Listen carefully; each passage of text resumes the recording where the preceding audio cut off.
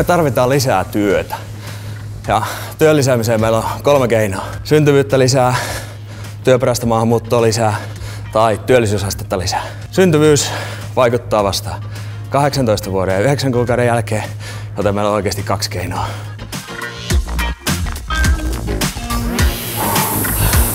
Meidän pitää ensi hallituskaudessa saada perustettua Work in Finland-ohjelma. Meidän pitää etsiä kaikki keinot, millä me saadaan työperäistä maahanmuuttoa Suomeen.